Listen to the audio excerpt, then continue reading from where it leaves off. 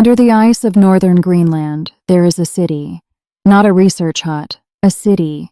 It had streets with names. It had a hospital, a chapel, a library, a barber shop, and a theater that showed movies while a blizzard screamed across the surface 30 feet overhead. It had hot showers, running water, and its own nuclear reactor humming in a room carved out of the glacier. 200 American soldiers lived there, through the polar night, in tunnels cut into the ice itself. The United States Army built it in 1959, and then it did something strange. It made a film about it. It invited the cameras in and showed the world this impossible place, a triumph of engineering, a city under the ice, proof that Americans could live and work anywhere on Earth. But the film left something out. This city had a second purpose, a secret one, and it was hidden from almost everyone, including the country that actually owned the ground it was buried in. And when the project collapsed a few years later, the Army pulled out its reactor, walked away, and left the rest of it, the fuel, the chemicals, the waste, right where it lay. They were certain the falling snow would bury their secret forever. For 30 years, they were right. But ice is not as permanent as they believed, and today, as Greenland warms, the ice is beginning to melt down toward what they left behind, and to give it back. To understand why the Army was digging cities into a glacier, you have to stand where the map put America in 1959. The Cold War had turned the top of the world into the front line. The shortest path for a missile between the United States and the Soviet Union did not run across the ocean. It ran over the North Pole, straight across the Arctic. And the largest island on that path was Greenland. Whoever controlled the ice controlled the shortcut. So in 1959, the U.S. Army Corps of Engineers went up onto the Greenland ice sheet with a plan that sounded like science fiction. They would not build on the ice, they would build inside it. Machines cut long trenches down into the surface, 21 of them, the main one over 1,000 feet long. Steel arches were laid across the tops, then buried under snow until the trenches became roofed tunnels. Inside those tunnels, they assembled a base. They called it Camp Century. The problem with a city in the Arctic is power, for heat, for light, for melting drinking water out of solid ice. The Army's answer was audacious. They hauled a nuclear reactor to the top of the world in pieces, reassembled it inside the glacier, and switched it on.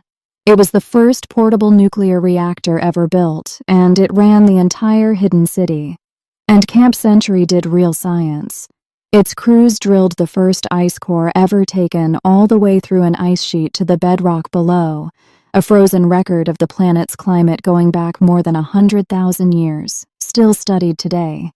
The Army showed all of it off. The reactor, the tunnels, the men playing cards under the ice.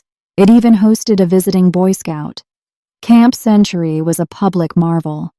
But the showers and the ice cores were not the reason the Army had really come to Greenland. Camp Century was a cover, a friendly face on something else entirely, and that something had a name. The name was Project Iceworm. On paper, Camp Century was a research station. In classified files, it was a proof of concept, a test to answer one question. Could you hide an army of nuclear missiles inside the Greenland ice cap? The plan was staggering in scale. The Army envisioned a grid of tunnels dug into the ice, not one camp, but a network stretching across an area the size of a small country, roughly 2,500 miles of tunnels. Inside them would run up to 600 nuclear missiles, a shortened version of the Minuteman the Army called Iceman. The missiles would be shuffled constantly between thousands of firing points beneath the surface, so that even if the Soviets knew they were somewhere under the ice, they could never know where. It was a shell game with warheads on a frozen board the size of a nation. From up there, over the pole, they could reach deep into the Soviet Union. There was one enormous obstacle, and it was not engineering. Greenland did not belong to the United States. It belonged to Denmark. And Denmark had drawn a hard line: no nuclear weapons on Danish soil, ever. It was official policy, and the Danish public believed in it. So the United States simply did not tell them. Denmark was shown Camp Century, the research station, the ice cores, the marvel in the snow. Denmark was not shown Iceworm. The plan to bury 600 nuclear missiles under an Allies' territory was kept off the books. Hidden behind the friendly documentary the Army had been so happy to film, it was audacious. It might even have worked. Except the engineers had made one assumption about the ice that was about to prove badly, dangerously wrong. The engineers had treated the ice sheet like bedrock, a solid foundation you could carve and trust. It is not. A glacier is not frozen still. It flows. Slowly, constantly, under its own weight. The whole Greenland ice sheet creeps and deforms, and it does not care what you have built inside it. Within about 3 years of switching on the lights, Camp Century began to close. The tunnel ceilings sagged lower and lower, the walls squeezed inward. Crews had to go back again and again to trim the ice away, shaving the walls just to keep the rooms from crushing shut. The chamber holding a live nuclear reactor had to be repeatedly cut back as the glacier pressed in on it. Engineers measured the ice deforming faster than their models had ever predicted. The conclusion was quiet and final. If a single small camp could not survive a few years in the moving ice, then a network of tunnels 2,500 miles long, holding 600 missiles, would be crushed before it could ever be built. Project Iceworm was judged unworkable and shelved. In 1964, they shut down the reactor and hauled its core back off the ice. By 1967, Camp Century was abandoned completely, but they did not clean it out. They took the reactor's core, and they left almost everything else exactly where it was. Tens of thousands of gallons of diesel fuel, chemicals, including toxic ones, the low-level radioactive water the reactor had used as coolant, the camp's sewage, all of it sealed in the tunnels and left behind. They could afford to leave it because they were certain of one thing.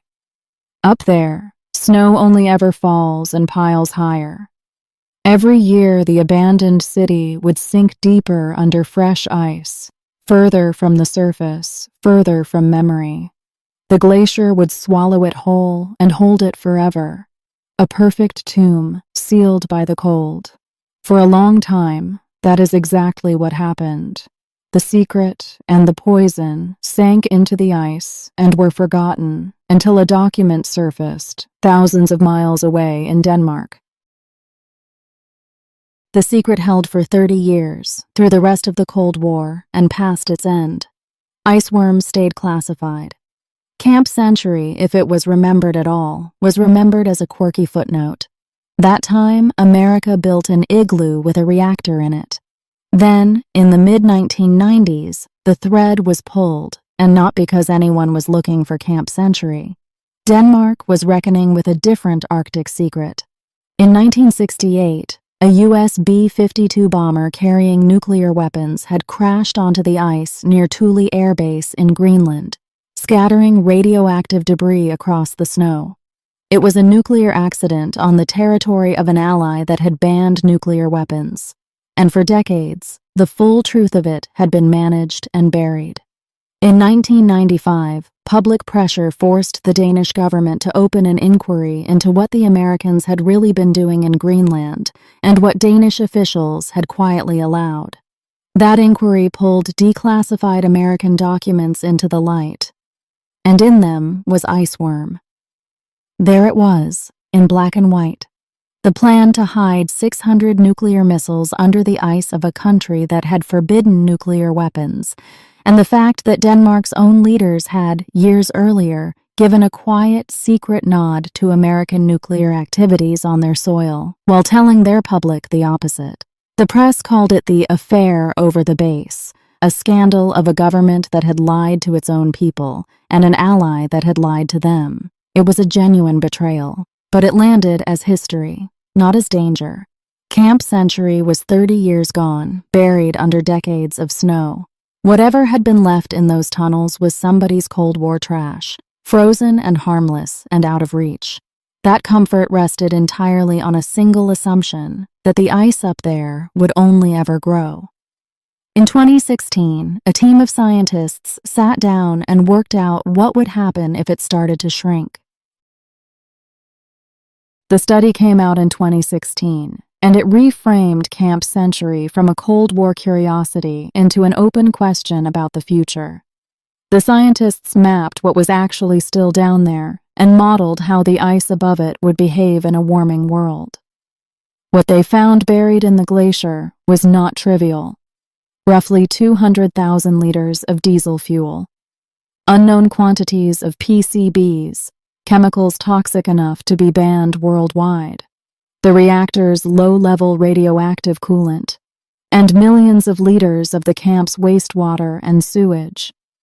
All of it spread through the abandoned tunnels, now under more than 100 feet of ice. For half a century, the assumption had held. The ice only grows, so the waste only sinks. But the models told a different story about the decades ahead. As the climate warms, this part of the Greenland ice sheet is projected to cross a line, to stop gaining ice and start losing it. And once that happens, the meltwater works downward. The study's projection was blunt. Under continued warming, meltwater could begin reaching the buried waste before the end of this century, by roughly the year 2090, and start carrying diesel, chemicals, and radioactive residue out of the ice, into the meltwater and toward the sea. The tomb that was supposed to seal itself forever is on a slow timer to open, and there is no one clearly responsible for it. The United States built Camp Century and left the waste. Denmark owned the land and was lied to about what was on it. And Greenland, which governs more of its own affairs now, and whose people never had any say in any of it, would be the one living downstream from a mess it did not make, left by an empire that has since moved on. Each points at the others. The waste does not care, it just waits for the ice to let go. The Army buried Camp Century, believing the ice would keep its secret forever. The ice did keep something. It kept a record. Camp Century was built on a belief that the frozen world was permanent, that you could carve a lie into a glacier, seal a poison beside it, walk away, and trust the cold to hold your secret until the end of time. The lie came out first. It leaked into the light the way secrets usually do, through a document in an archive decades late, exposing a plan to hide 600 nuclear missiles under an ally's ice and the quiet betrayals that made it possible. The poison is coming out on a slower clock. It is leaking on the time scale of a melting ice sheet, the glacier keeping a patient, physical receipt of everything that was done to it, and preparing, sometime this century, to hand it back. It is a buried record in the most literal sense there is. A Cold War secret and its toxic residue, filed away inside a glacier, now being unfiled by a warming world. A warning written in ice that the men who wrote it assumed no one would ever read. The soldiers who built the city under the ice were certain it would outlast every one of them. They were right. It will outlast them. Just not the way they meant. This is buried records, where the things people tried to freeze over and forget get dug back up. If this one was new to you, subscribe and help us keep the buried records from staying buried. I'll see you in the next one.